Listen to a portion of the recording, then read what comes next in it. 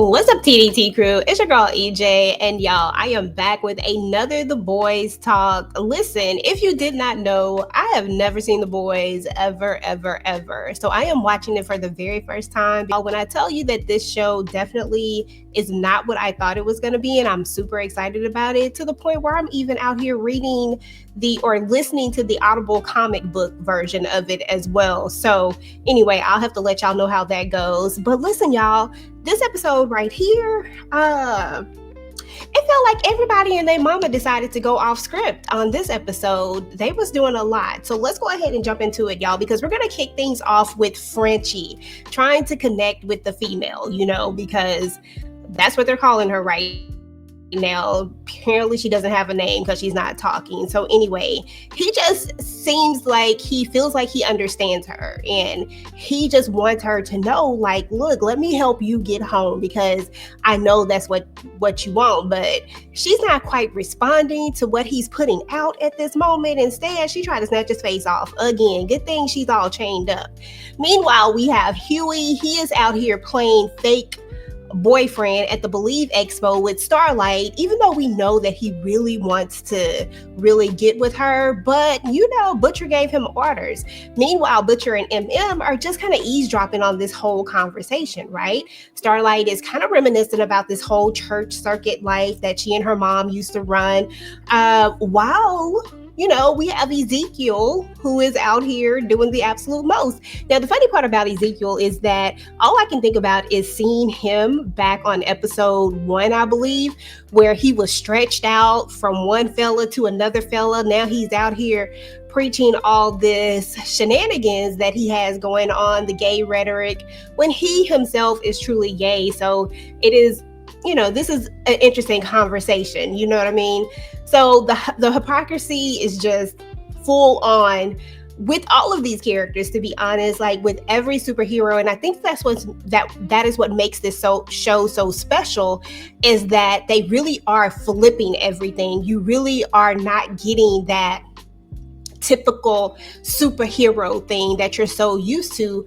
You're getting this almost anti-hero kind of thing, I guess you would say. I don't know if that's the right terminology for it, but it is what it is. So anyway, y'all, of course, Butcher is going to see an opening to try to blackmail Ezekiel with that video from the club. And MM's like, I don't know, because I don't know if Huey's actually ready for that. Like, I really feel like we need to train him up before we just send him in like that. But here's the thing. Butcher never sticks to the plan, right? Like, he's always going off script, and him and Frenchie both do the same thing. And that's what I said. It feels like everybody just goes off script in this episode. But anyway, y'all, MM is just always seems to be the one who is frustrated and just always the one trying to get these people to stay on task, because they can't ever stay on task. But anyway, the show must go on. So then we're going to see Homelander kind of strut in, and he's going to be giving this whole big dramatic speech about Flight 37 and, about how this wouldn't have happened, yada, yada, yada, reading out all the people's names. It was just horrible, right? Because this is the same man who left all those people to crash and burn, when in theory, he really could have just maybe brought them out one by one. I don't know if that would have worked, but I felt like he could have at least tried at some point. But it is what it is. And Maeve is over it. Maeve is like, look, I don't have time for this. I don't have the patience for this. I don't like these long speeches and all this stuff. I don't like all this boredom. And honestly, I was right there with her. Like, I understood. So anyway, we're going to cut back to Huey, who is having to ask Starlight for these tickets to Ezekiel's like Diamond Club baptism or something. I don't know. It's just some weird thing that he has that they're paying some overpriced amount. And this is something that, of course, Butcher, this is part of his big plan to use this tape to blackmail him. He has to be able to get close to him. But, I don't think Huey really wants to do it, because I really think Huey is really, really feeling Starlight when it all boils down to it. But he knows that this is going to be weird. And it was just as awkward as we thought it was going to be. But she ends up saying, hey, that she would do it, right? So anyway, y'all, meanwhile, we have Madeline, who is trying to keep Homelander calm for these cameras. She wants him to be humble. He wants to go all rah rah, talking about how everybody is against Washington right now and how everybody's not happy and this is the perfect time. And she's just like, look, we got to have some boundaries because Homelander went all the way to her baby's doctor's appointment. Like, dude, really? So I already knew that it was something a little bit more when I saw him actually impose on her like that. I was like, oh, okay, I see Homelander. So anyway, y'all, we got A-Train who is over here in mourning, y'all. He is in super mourning. Popclaw, God rest her soul, she's out of there now. And he's watching old movies with her. And let me just say, that movie that he was watching at the beginning was horrible. I don't know what that was. But anyway, he finds he opens up the teddy bear and he has the little thing. Clearly he must have known it was in there. But this is a special movie of them two. But only he got a special surprise when he looked at that movie, because at the ending of it was the actual situation that happened. So I guess maybe there are cameras in her home. She knew that it was recording. She put that there, I guess, to make sure that he would be able to find it and that he would know exactly who it was, right? And Frenchie's face is going to be on there. Now, nobody else's face is there, but Frenchie's is there. So now he's kind of burned and busted. So anyway, y'all, Huey finally makes it to the baptism. And instead of Ezekiel dumping him, it's going to be Homelander. So Homelander was a special guest. And for whatever reason, Homelander kind of looks at him in a little awkward way. And I don't know, it was some awkward energy going on there. And when he dumped him to baptize him, he really, really baptized him a lot. Took him all the way under. And I was like, man, you kept him under there a few seconds too long. What are we doing here? But anyway, it is what it is.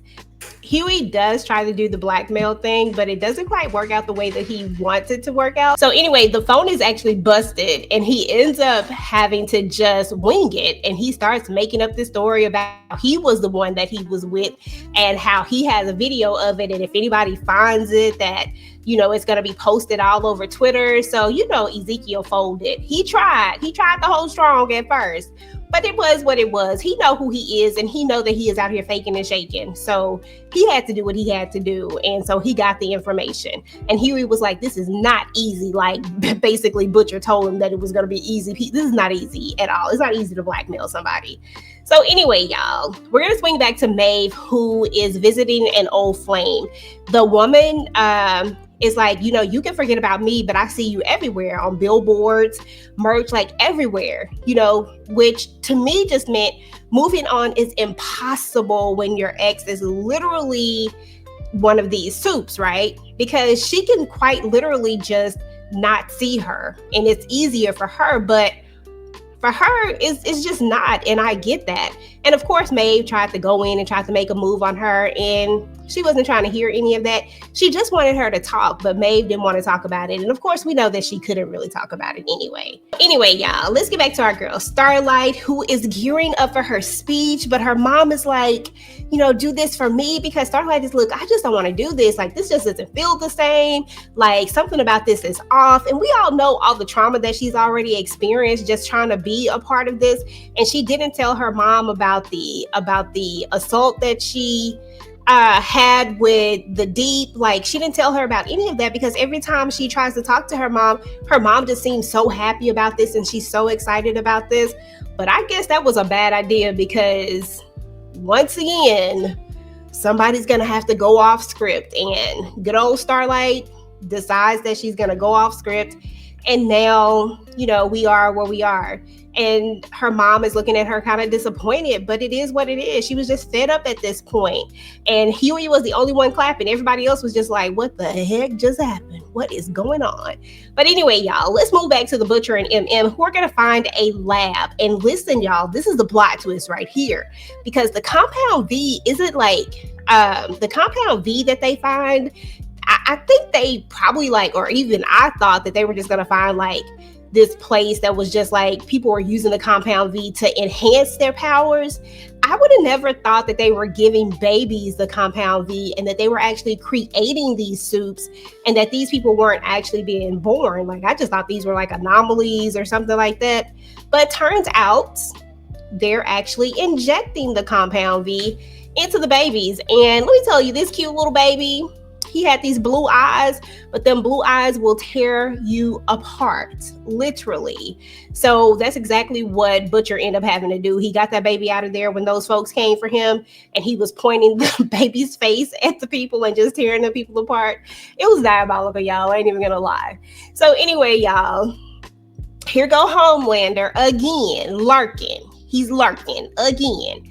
I thought that Translucent was creepy with the whole invisible thing, but Homelander is just as creepy, and he's not even invisible. He's just looking through walls, looking at Madeline, just weird.